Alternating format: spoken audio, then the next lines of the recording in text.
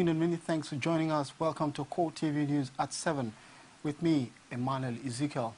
President Goodluck Jonathan is currently presiding over a security meeting attended by heads of all security agencies and top government functionaries in Abuja.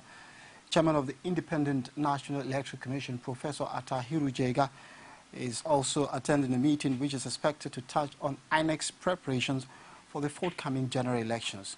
The meeting, which started a few minutes after 11, also had Vice President Namadi Sambo and Secretary to the Government of the Federation, Pius Ayim, in attendance. Now, related development, President Goodluck Jonathan has again called on Nigerians to show support for the military in appreciation of their efforts in the fight against Boko Haram. He was speaking at the presidential villa at a brief presentation of monetary support by well-meaning citizens of the Nigerian Armed Forces just before the security meeting in Abuja. The president expressed delight at the gesture and maintained that the military deserves honor and respect instead of abuses. I think it's a very positive thing that Nigerians are beginning to respond and respect or want to support their armed forces. We felt that what the president has been saying, that this war is not for military, it's for all of us. And this one is not an organization, but as an individual. He chose to make this donation on behalf of his wife.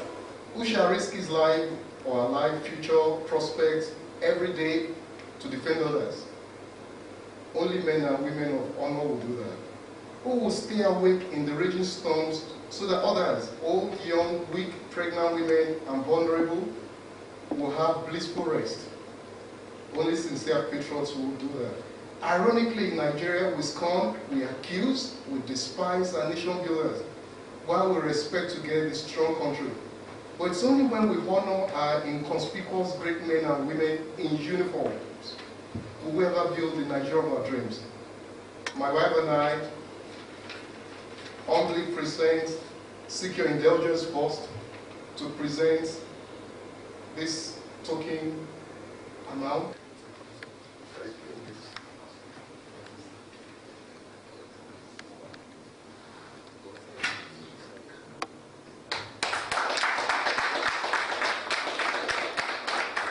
The nation must honor these people.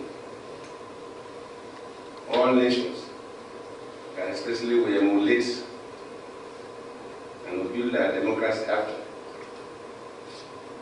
Don't insult their military and intelligence services, because the strength of a nation depends on these men and women, who, just like the doctrine would say, have to stay in the rain for us to stay in roof buildings. They have to stay awake for us to sleep. And these are people who must be honored, must be appreciated, and definitely must be insulated from our politics. I feel bad when leaders try to rope in the military in our day-to-day political activities. That is reckless. And we call on all Nigerians to also pattern the activities after this. This is a young woman. It's not the richest in Nigeria. It's not even listed among the rich. But I've been able to come up with a token of 1 million to show his feelings for the armed forces and other security operatives. Other Nigerians can do better.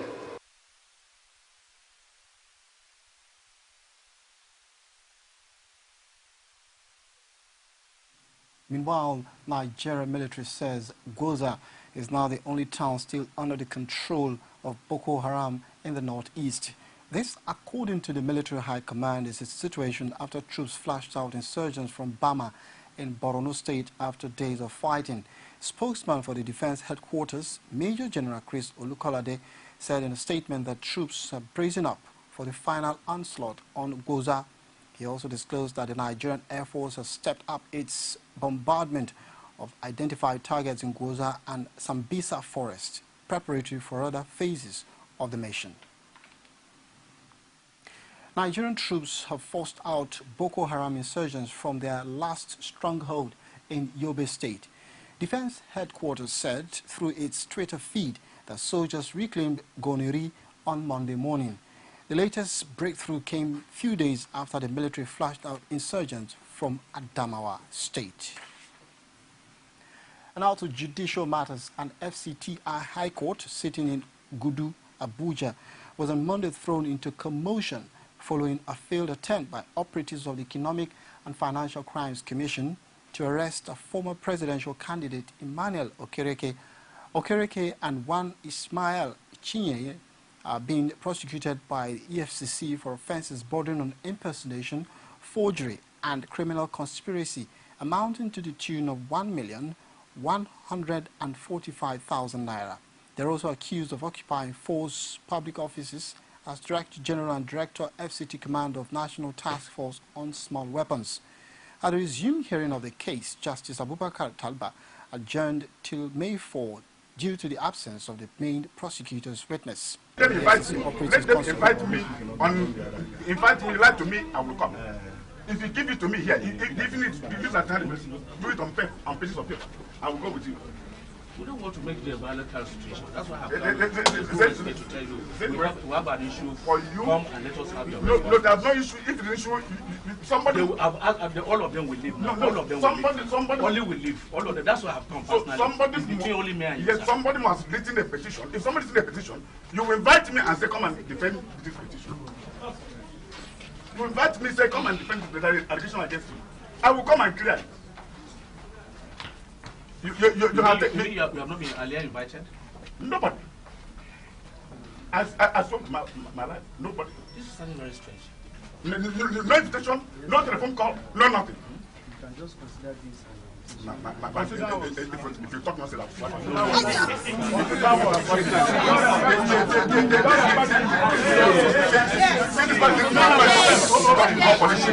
shut up. The matter today was lettered down for hearing.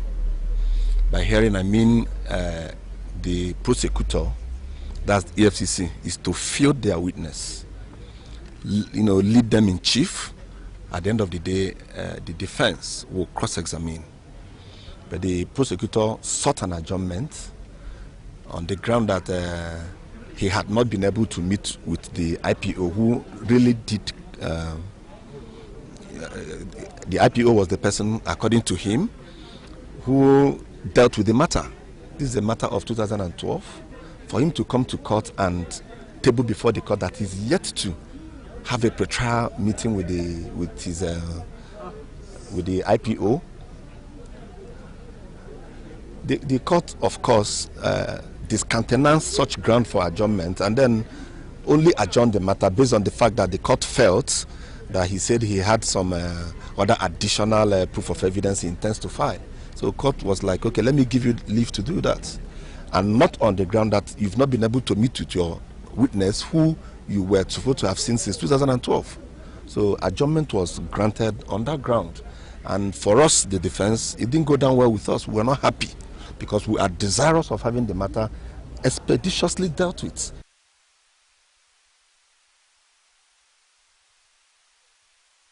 Away from that now to party politics, former House of Representatives Speaker Gali Umar Naaba is now a member of the Board of Trustees of the All Progressives Congress. This was after he formally announced his defection to the opposition within a few days after opting out of the People's Democratic Party.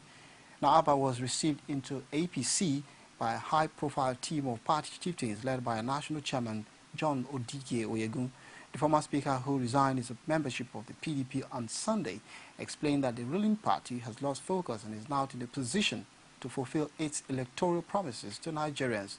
For his part, the APC chairman said the party was looking forward to receiving more defectors from a party which he insists is in disarray.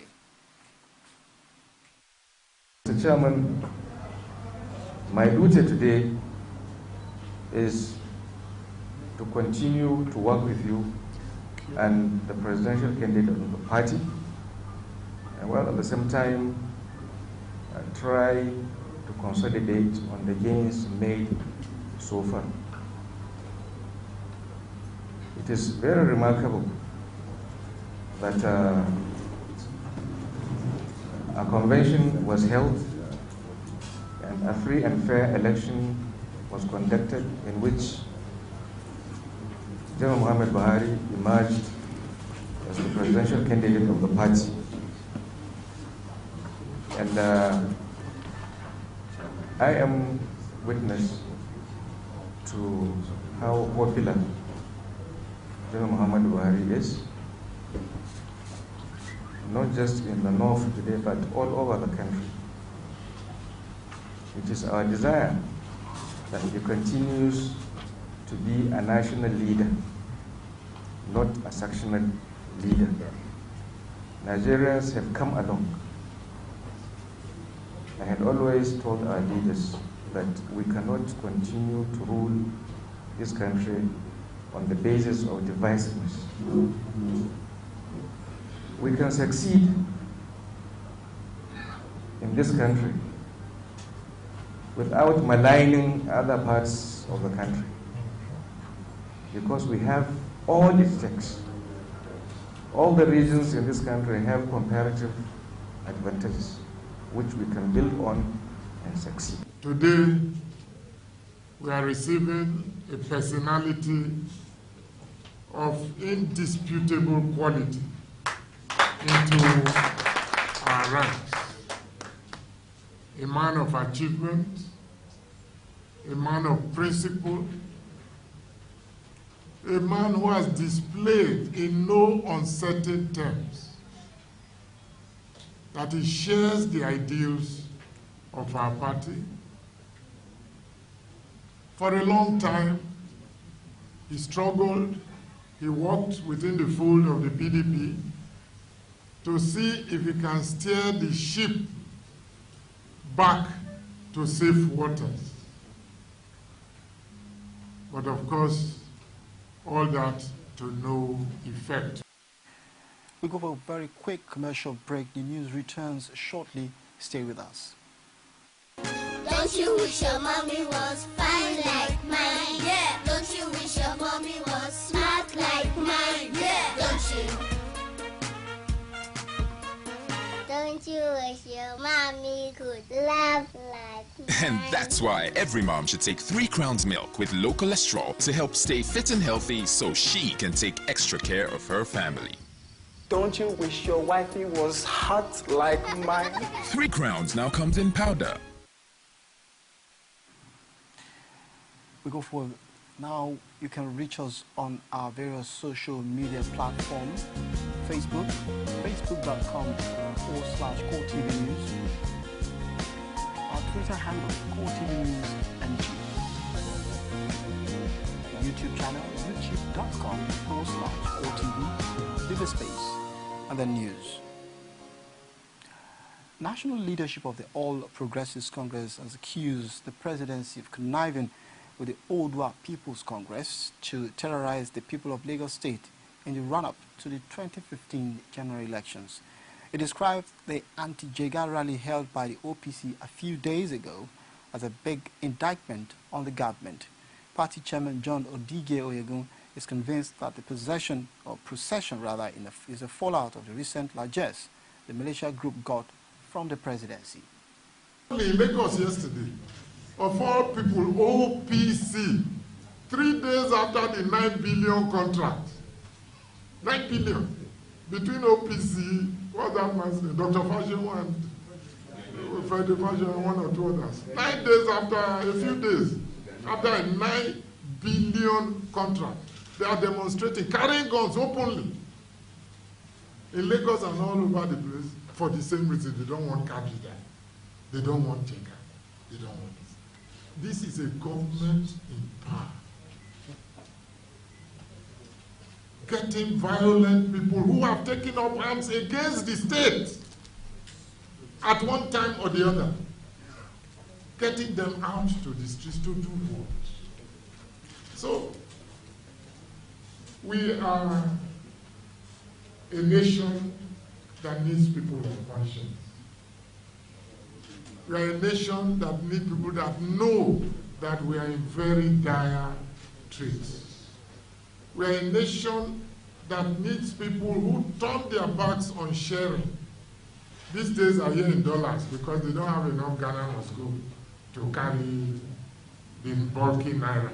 So they go about it dollars. We're a nation that needs leaders of conscience who can turn their backs on bags of dollars.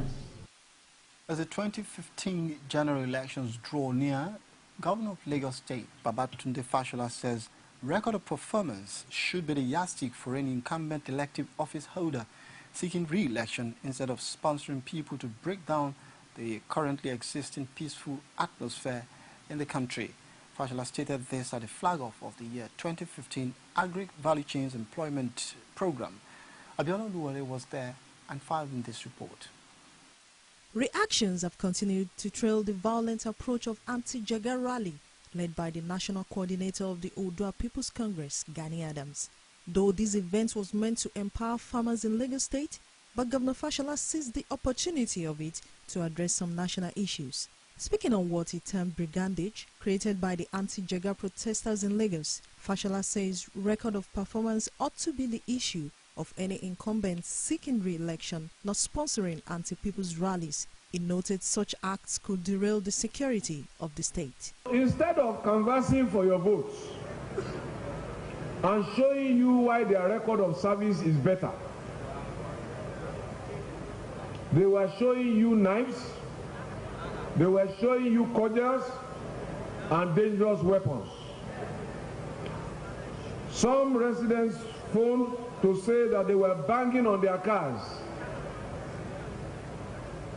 Let me remind all of us that the work of a party and a government is to protect its citizens and not to terrorize them. For those who still say that they do not know what the issues in this election are, yesterday's event brought one issue sharply in focus. That issue is security. Back to the issue at hand, State Commissioner for Agriculture and Cooperatives, Bola Lawal, says the over 3,500 beneficiaries of the empowerment were selected from associations across the state. Beneficiaries of the program say the initiative has changed their lives for the better. Coming at this time of the economy, when things are not all that good, it's a great assistance. In fact, it came at the right time.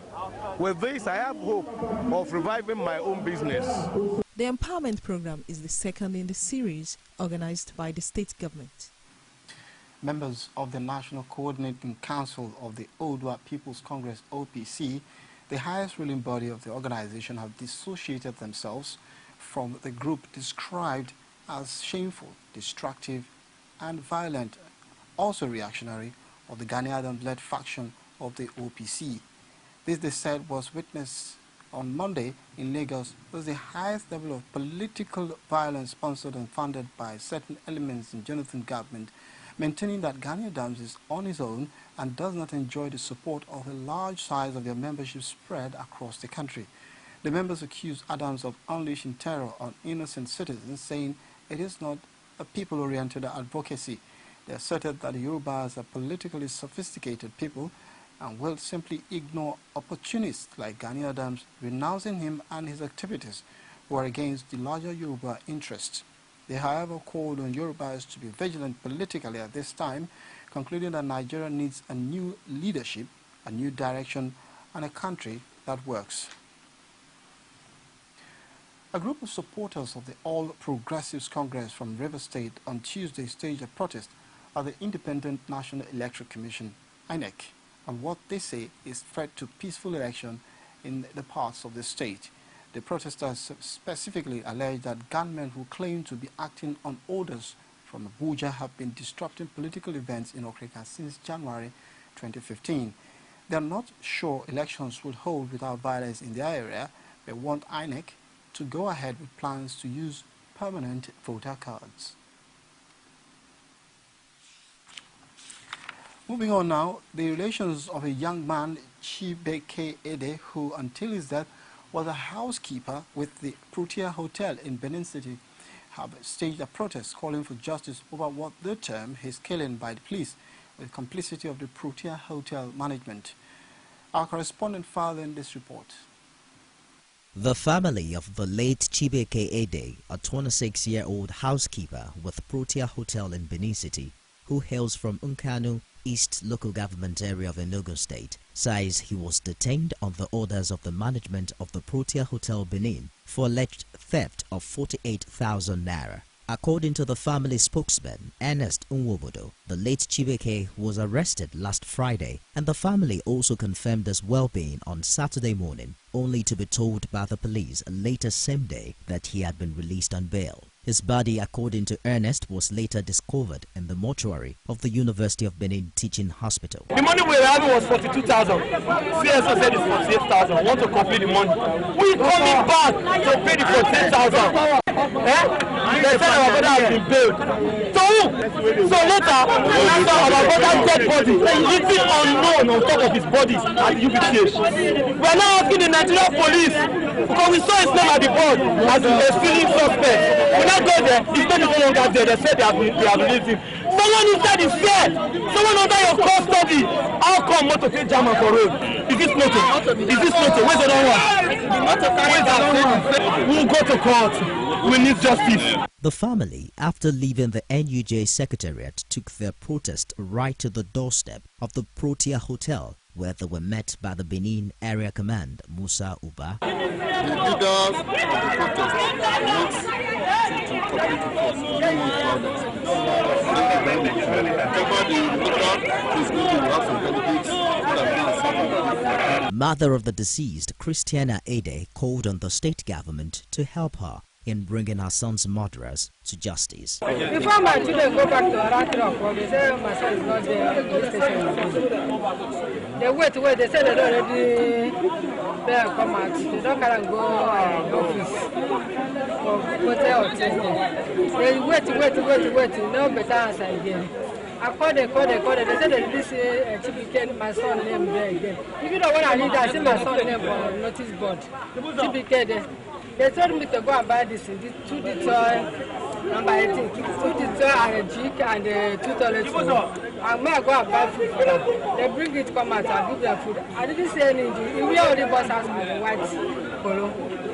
Earlier, Olariwaju Eyindero of the Operation Thunderstorm urged the aggrieved protesters not to take laws into their hands, assuring that the police will investigate and ensure that the culprits do not go scot-free.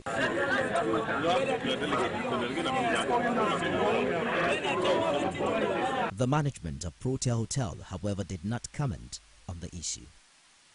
We'll go for another break. When the news returns, stories outside Nigeria. Stay with us. You can now watch CoreTV News live from anywhere in the world on our website www.coretvnews.com. Click on Live TV on our website and watch us live. And welcome to CoreTV Primetime News. To follow us on Twitter, click on Twitter icon on our website. On Facebook, click on the Facebook and YouTube to see all our previous news production. You can also watch us live on YouTube. Click CoreTV.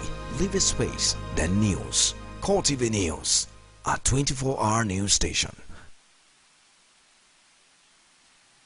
Straight to news outside Nigeria. Vanuatu's president pleaded with the world to help the cyclone-ravaged Pacific nation rebuild, as aid agencies warned conditions were among the most challenges they have ever faced, with fears of disease rife.